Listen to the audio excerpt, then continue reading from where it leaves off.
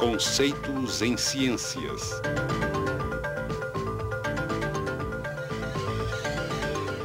Eletromagnetismo. Teoria dos domínios. Esta bússola está respondendo ao campo magnético associado com o movimento de elétrons no condutor abaixo dela. A regra da mão esquerda para condutores mostra a relação entre o movimento de elétrons e o sentido do campo magnético. Com o polegar apontando no sentido do movimento dos elétrons, os dedos encurvados ao redor do fio indicam o sentido do campo magnético. Por outro lado, se o sentido do campo já for conhecido, a mesma regra pode ser usada para determinar o sentido do movimento dos elétrons. Como vimos nas experiências de Ørsted, uma agulha de bússola aponta no sentido do campo magnético ao redor de um condutor que conduz corrente. Assim, encurvando-se os dedos ao redor do condutor no mesmo sentido apontado pela agulha da bússola, o polegar nos dá a direção do sentido do movimento dos elétrons. Quando um condutor que conduz corrente é enrolado na forma de uma bobina, a bobina funciona como um ímã em forma de barra com um polo norte e um polo sul.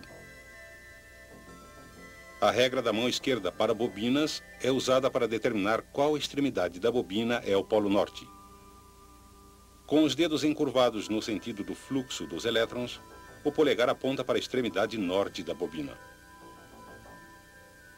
Como o campo ao redor da bobina é similar ao campo ao redor de um ímã em forma de barra, a bobina também pode ser usada para atrair objetos de ferro. Embora a bobina seja um ímã, ela é fraca demais para atrair muita coisa.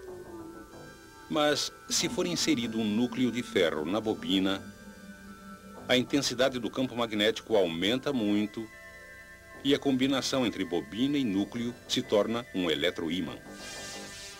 Esse potente eletroímã pode ser usado para atrair uma grande variedade de coisas.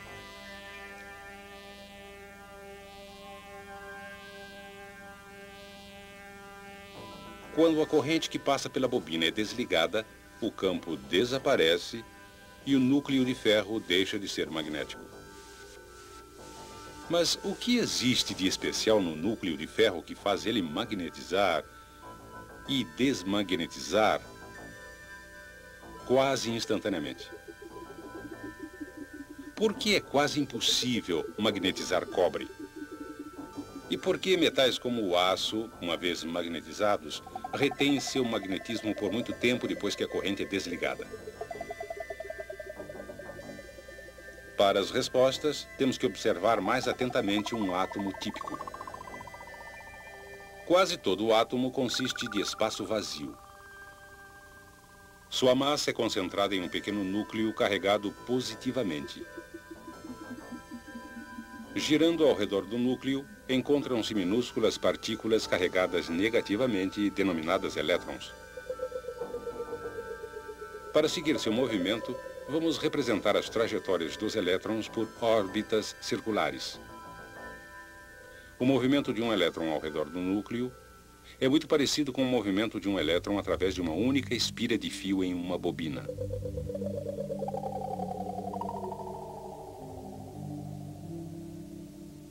Além de determinar os polos norte e sul de uma bobina, a regra da mão esquerda para bobinas também pode ser usada para mostrar a localização dos polos para órbitas dos elétrons.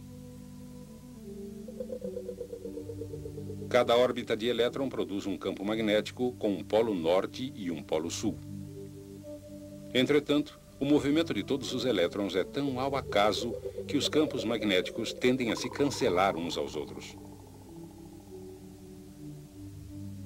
Mas não pense que isto é tão simples. Além de se moverem ao redor do núcleo, cada elétron também gira sobre seu eixo, produzindo ainda outro campo magnético. Novamente, a regra da mão esquerda para bobinas pode ser aplicada para mostrar o sentido do campo magnético do elétron. São possíveis dois sentidos de giro, resultando em duas orientações de campo diferentes. Normalmente, os campos magnéticos produzidos por esses elétrons que giram se cancelam, da mesma maneira que são cancelados os campos das órbitas do elétron. Assim, o resultado é que a maioria dos átomos não possui um campo magnético global. Materiais consistindo desses átomos não são atraídos a ímãs. Uma exceção importante é o ferro. Um átomo de ferro tem 4 elétrons girando mais num sentido que no outro. O resultado é que seus campos não são cancelados ou equilibrados. Portanto, o átomo de ferro tem um campo magnético resultante. Entre os elementos comuns, somente 2 outros, o níquel e o cobalto, possuem átomos que são pequenos ímãs. Dizemos que esses átomos são ferromagnéticos. E os chamados dipolos magnéticos, significando 2 polos. Eles podem ser considerados minúsculas agulhas de bússola, apontando para o norte. Em materiais ferromagnéticos, esses minúsculos dipolos interagem, fazendo com que grandes aglomerados se alinhem no mesmo sentido. Um aglomerado de dipolos em que todos apontam no mesmo sentido chama-se um domínio. Normalmente, domínios têm largura de cerca de 1 milímetro e contêm milhões de átomos, com cada domínio apontando em um sentido diferente. Mas quando a barra é exposta a um campo magnético,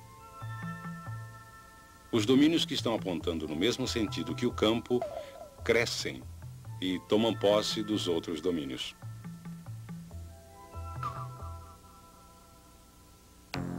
O núcleo agora possui um campo que é consideravelmente mais forte que o campo original da bobina.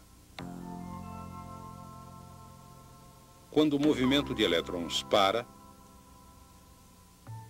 os dipolos perdem o alinhamento e, gradualmente, de novo formam domínios ao acaso. Mas, com o aço, os resultados são diferentes. Os átomos de carbono adicionados ao ferro para fazer o aço impedem que os átomos de ferro voltem a posições ao acaso quando a corrente é desligada. O resultado é que a barra de aço permanece magnetizada. Se a barra for quebrada, o alinhamento dos domínios permanece o mesmo em cada metade. E assim, cada pedaço passa a ser um ímã com 2 polos. Se batermos repetidamente em um ímã, os domínios podem gradualmente sair de seu alinhamento. Aquecer um ímã a alta temperatura também faz os átomos saírem do alinhamento, transformando o ímã em uma barra de aço comum. Quando o metal resfria, os átomos formam um conjunto de domínios ao acaso. Mas, se a barra de aço quente for colocada em um campo magnético potente e depois resfriada, os domínios formam novamente um alinhamento forte e uniforme no sentido do campo magnético. Agora, quando a corrente é desligada, os domínios permanecem alinhados e a barra de aço se torna de novo um ímã permanente. Mas o que acontecerá se colocarmos um condutor que conduz corrente em um ímã? A resposta encontra-se no princípio do motor.